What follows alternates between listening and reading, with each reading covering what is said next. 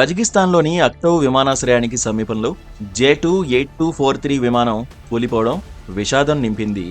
ఘటనలో 38 మంది మరణించగా మరో 29 మందికి తీవ్ర గాయాలయ్యాయి.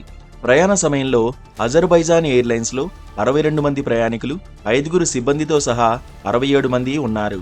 విమానంలోని ప్రయాణికుల్లో అజర్బైజాన్కు చెందిన 37 మంది, రష్యాకు చెందిన 16 మంది, కజకిస్తాన్కు చెందిన 6, కిర్గిస్తాన్కు చెందిన 3 పౌరులు ఉన్నారని కజకిస్తాన్ మీడియా తెలిపింది. విమానాన్ని పక్షి ఢీకొనడమే ఈ విషాదానికి ప్రధాన కారణమని చెబుతున్నారు. ఈ విమానం షెడ్యూల్ కంటే 11 నిమిషాల ముందు బయలుదేరింది.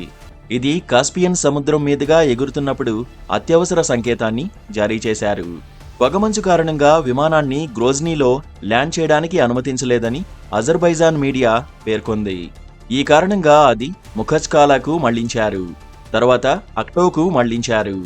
ఆన్లైన్ ఫ్లైట్ ట్రాకింగ్ యాప్లు విమానం కాస్పియన్ సముద్రం మీదుగా ఎగురుతున్నట్లు చూపించాయి.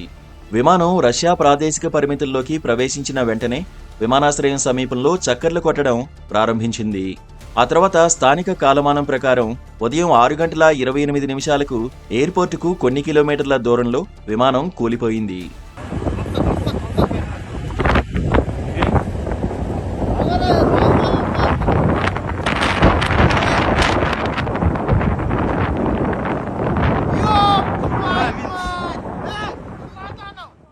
ఈ ప్రమాదం జరగడానికి ముందు విమానంలో ఉన్న ప్రయాణికుల దృశ్యాలు, ఆ తర్వాత వీడియో వెలుగులోకొచ్చింది. విమానంలో కూర్చున్న ఓ ప్రయాణికుడు తీసిన వీడియోను సోషల్ మీడియాలో పోస్ట్ చేయడంతో ప్రస్తుతం వైరల్గా మారింది. వీడియోలో ప్రయాణికుల చివరి క్షణాలు కనిపించాయి. వీడియోలో విమానం ప్రమాదానికి ముందు ఓ ప్రయాణికుడు అల్లాహు అక్బర్ అంటూ చెబుతున్నట్లు వినిపించింది. విమానంలో ఆక్సిజన్ మాస్కులు సీట్లకు వేలాడుతూ కనిపించాయి. డోర్బెల్ లాంటి శబ్దం మధ్య అరుపులు, ఏడుపులు వినిపించాయి. క్యాబిన్ లోపల తీసిన మరో వీడియోలో రీడింగ్ లైట్, ఎయిర్ బ్లోవర్ తలక్రిందులుగా ఉన్న ఎయిర్ క్రాఫ్ట్ రూఫ్ ప్యానెల్ సహాయం కోసం ప్రయాణికులు అరుస్తున్నట్లు కనిపించింది. అంతేకాదు ఈ విమానం కూలిపోయిన తర్వాత కూడా ఓ వీడియో బయటకొచ్చింది. ఆ వీడియోలో ఫ్లైట్ క్రమంగా కిందకు పడి దగ్ధమైన దృశ్యాలు కనిపిస్తున్నాయి.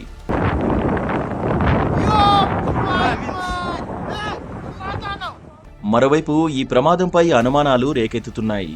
పక్షిని ఢీకొనడం వల్లే కజకిస్తాన్లో విమానం ప్రమాదానికి గురైందని ప్రాథమికంగా భావించినప్పటికీ అంతకు మించిన కారణాలు ఉండవచ్చనే అనుమానాలు వ్యక్తమవుతున్నాయి. ఈ విమానం వెనుక భాగంలో తోటా గుర్తులున్న దృశ్యాలే అనుమానానికి కారణమవుతున్నాయి.